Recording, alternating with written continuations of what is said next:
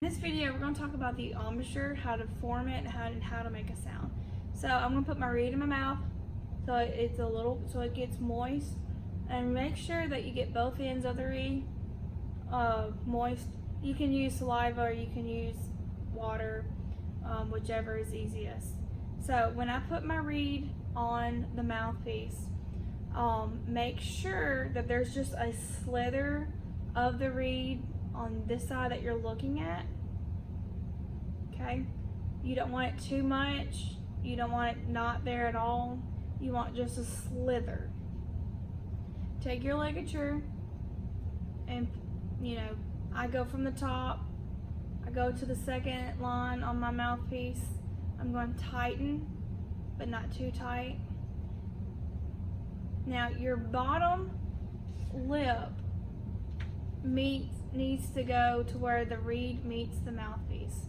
So you can I'm going to take an index card and I'm going to take a pencil and I'm going to mark where the reed is stopped. Okay, so that is where ideally my bottom teeth are going to go.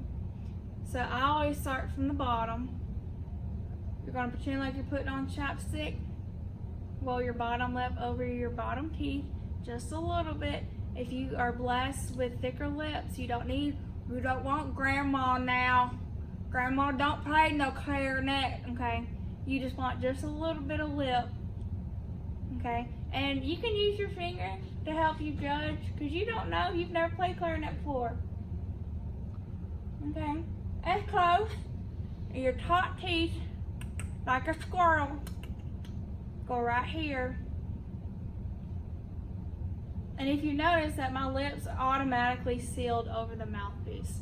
So you're gonna roll in, place your top teeth on the mouthpiece, and seal this up like this. Okay, you want it tight. You want your corners of your clarinet embouchure firm, and pull back.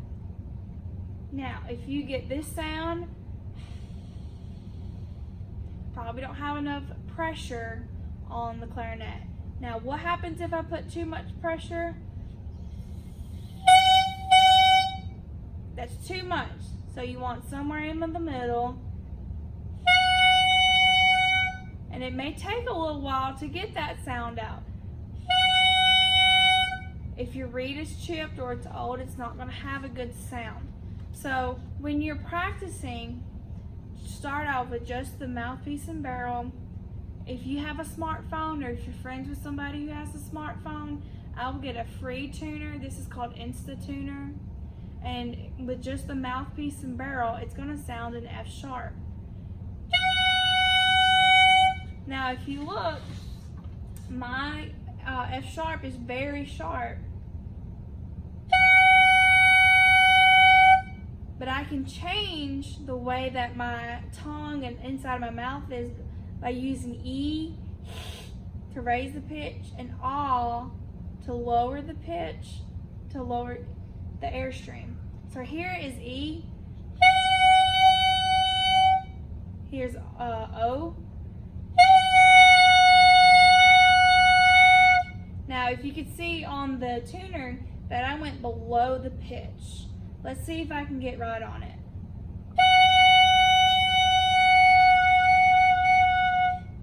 Booyah! And all I did was I went from thinking E to O, and that opened up my throat, and that brought my tongue down, and that brought it back in tune. So let's do that one more time.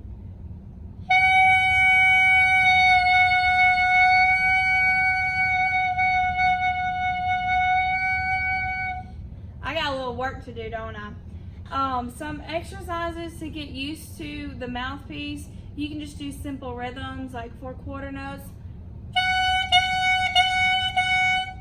eighth notes,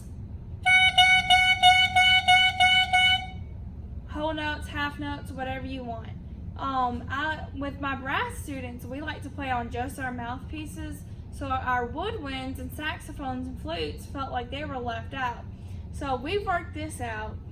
It's gonna sound kind of unique, but you can take your hand and you can change it in different directions to get different sounds out. Now I'm going to try to play Mary Had a Little Lamb.